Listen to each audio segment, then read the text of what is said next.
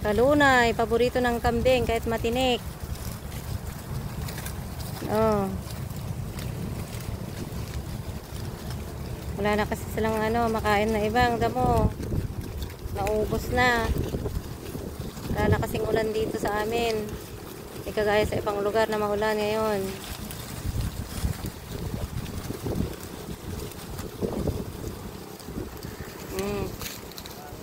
Pinagagawan nila yung kalunay. Oh. Oh, inaakyat nyo pa yung kalunay. Ang lit-lit ng puno. Tignan mo. Maakyat pa sila. Oh. Tumatayo pa sila dun sa kalunay.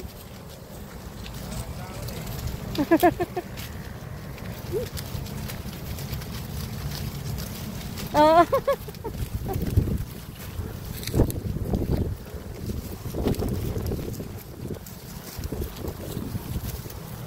Paborito na nila ng kalunay, oh. Oh. Up! So. Tayo, sige. Agawan kayo dyan sa kalunay. Akyatin nyo. Oh. Sige.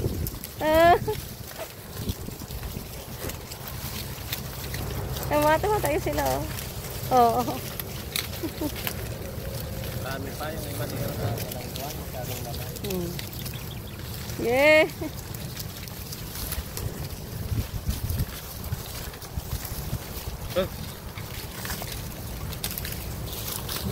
Pinagagawa nila yung kalunay. Oh. Gawa nila kang kalunay. Yung nalang natitira eh. Yung kapal dati kang kalunay dito eh. Oo.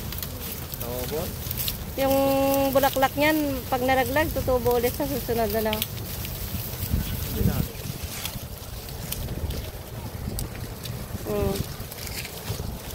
Sobrang tinik pa yan. Kaya nga. Nakakagat nila. Wala na, hindi na sa bilat nila, hindi na natutusok. Pero matataba pa rin sila, no? Siyempre, hindi lang naman yan ang kinakain nila. Yun ang pangpataba nila. Natitinik kasi yung bulate dyan. Maalis lang. Matura kang tubig nun, Mon? Wala, hindi nagbabaon yan.